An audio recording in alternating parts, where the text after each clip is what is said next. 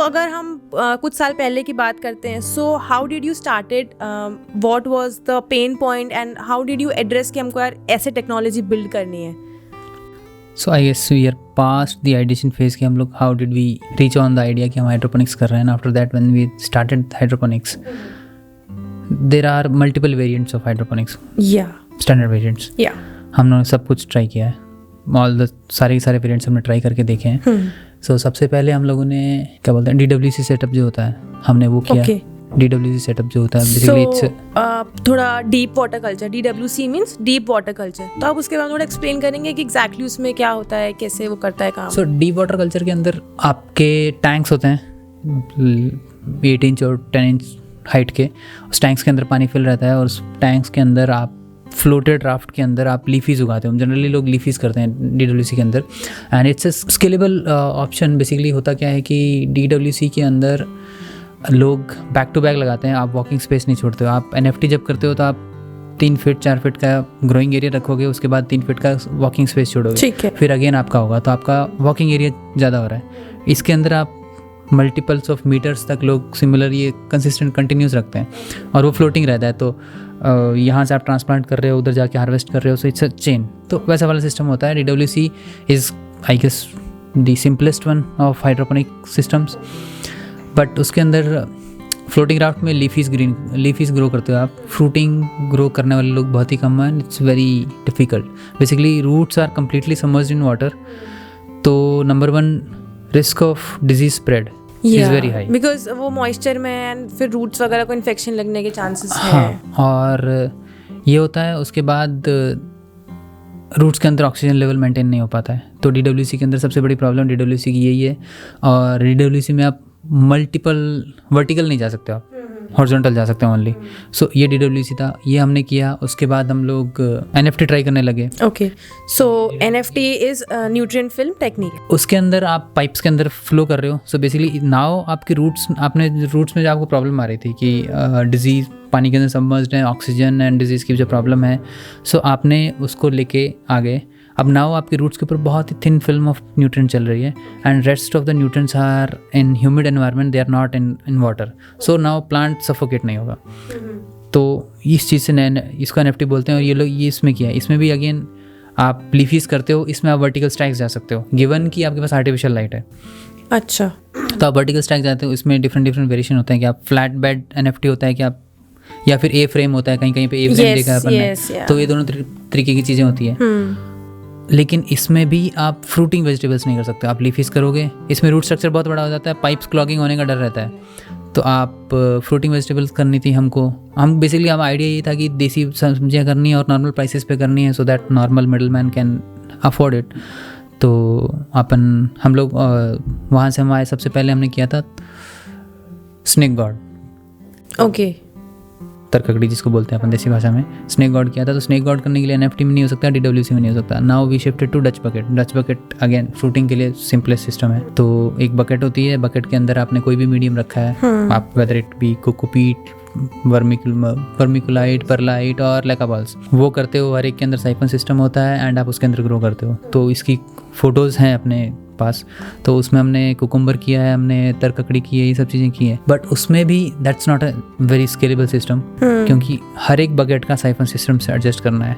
सो अगर आप 5000 प्लांट्स लगा रहे हैं तो आपको 5000 साइफन सेट करना है, तो आप स्केल नहीं कर सकते. It's not a scalable option नहीं लगा, तो इसलिए आपने फिर कुछ और सोचा. तो हर एक सिस्टम की प्रॉब्लम ढूंढते हम नेक्स्ट पे पहुंचे. हम डच बकेट पे पहुंच गए. डच बकेट से हम चेम्बर्स पे आए. कंटिन्यूस राफ्ट चैम्बर, जिसके अंदर आप कंटिन्यूस चैनल मान लीजिए, अज्यूम कीजिए, उसके अंदर मीडियम भरा हुआ है, उसके अंदर आपने प्लांटिंग की हुई है. तो अब बेसिकली जहाँ पे मेरे को 5000 प्लांट्स के लिए 5000 साइफन सेट करने थे, अब हम लोगों ने क्या किया कि 5000 प्लांट्स के लिए शायद हमको 500 ही साइफन सेट करने हैं. सो 10 प्लांट एक चैम्बर के अंदर डाल दिए, तो थोड़ा कॉस्ट इफेक्टिवनेस हो गई एंड थोड़ा स्केलेबल कर दिया. ये किया है. वो करते टाइम हमने मतलब ये सब में हमारी ग्रोइंग हो रही थी एंड थोड़ा इंप्रूव हो रहे थे. बट अगेन स्केलेबल टेक्नोलॉजी वाले पॉइंट ऑफ व्यू से बात कर रहा हूँ अभी के लिए तो मैं. तो ये चीज़ें हुआ है. तो ये करते करते हमको ये रियलाइज हो कि हम रूट्स को एक्सपेंड करें. आप लीफ पत्तियों को काटते हैं, वो ओपन रहता है. जैसे अपने कोकोपीट्स के जो चेम्बर्स होते हैं, इनको क्या बोलते हैं, ग्रो बैग्स बोलते हैं एंड ग्रो चैनल्स जो बोलते हैं, ट्रफ्स आपको पता होगा. तो ट्रफ्स के अंदर जो लीव्स काटते हैं तो उसी में गिरती हैं, कचरा फैलता है. एंड वहाँ से जाके डिजीज़ के प्रॉब्लम्स होते हैं, तो वो मीडियम के अंदर मिक्स हो रही थी।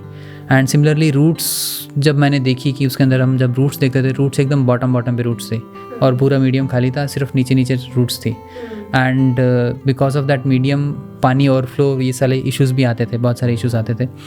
तो फिर मैं एक और उसमें भी ये होता था कि जब आपने एक क्रॉप ले ली, दूसरी क्रॉप लेनी है तो आपको मीडियम स्टेरलाइज करना है। ओके। तो taking out roots and that's a big problem जो अपन कोकोपीट के साथ स्टैंडर्ड है। वो अगेन लेका बॉल्स या किसी भी मीडियम के साथ वो प्रॉब्लम है, अगर आपको रूट्स निकालनी है इट्स अ प्रॉब्लमेटिक। क्योंकि वो बहुत एक्सटेंड हो चुकी थी, बहुत इलोंगेटेड हो चुकी है, तो फिर उनको निकालना बहुत डिफिकल्ट है और बहुत ही जंबल्ड रहती हैं वो। हाँ, निकाल नहीं पाओगे, इंटेंगल बहुत ज़्यादा है वो। नहीं निकालोगे तो डिजीज़ स्प्रेड होगी। तो वहाँ से एक समाव एक आइडिया है कि इसको बिना कोई मीडियम के सेम चेम्बर के अंदर ढक्कन लगा के, तो आपका जो ऊपर से कचरा गिर रहा था उसका रिस्क खत्म हुआ, और ढक्कन लगा के आप बिना मीडियम के कर सकते हैं क्या। वो हमारा पहला ट्रायल था। वहाँ पे हमने ग्रोइंग की है, उसको कंपेयर किया मीडियम वाले से, सिमिलर रिजल्ट्स थे हमारे पास, डिसेंट रिजल्ट्स थे। तो उसके बाद हम वहाँ से एक्चुअली ये फॉर्मुलाइज हुआ है आइडिया कि मीडियम लेस ग्रोइंग हम लोग कर रहे हैं। सो दिस इज लाइक कि बेसिक डिस्क्रिप्शन है ग्रोइंग चैम्बर्स का, क्योंकि एक बकेट है एंड उसके ऊपर एक ढक्कन लगा दिया सो दैट लीव्स का इन्फेक्शन ना हो। फिर मतलब पहले हमने जो सबसे पहला ग्रोइंग चैम्बर बनाया था वो लकड़ी से बनाया था, और फिर हमने जो अपने जो फर्स्ट रंगपुर वाला फार्म जो था अपना 1000 स्क्वायर मीटर वाला, उसमें भी लकड़ी के चैम्बर्स थे। But that after that it has to be scalable, then we move to polymers, composites, and that's the journey. Market में ऑलरेडी काफ़ी सारी एग्जिस्टिंग टेक्नोलॉजीज थी। हमारी टेक्नोलॉजी आने से पहले काफ़ी कुछ था, लाइक NFT था, आपने बताया डीप वाटर कल्चर था, एरोपोनिक्स था। सो how did you make our की टेक्नोलॉजी स्टैंड आउट? हम लोगों ने, जैसे मैंने आपको जर्नी बताया कि हम लोग फ्रूट बेरिंग ग्रो करना चाह रहे थे, वहाँ पे डच बकेट और ग्रोइंग चैम्बर, और फिर फाइनली मीडियम लेस पे आए हैं।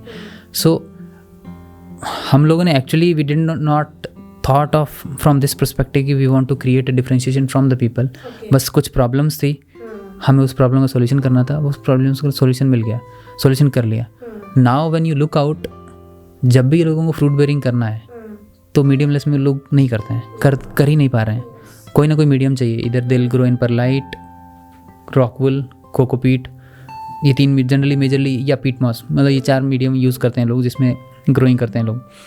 बट मीडियम लेस में कर नहीं पाते हैं fruit bearing specifically, leafy vegetables कर पाते हैं। तो that's a differentiation, major differentiation, जिसकी वजह से इसको रिप्लेसमेंट नहीं करना पड़ता हमको।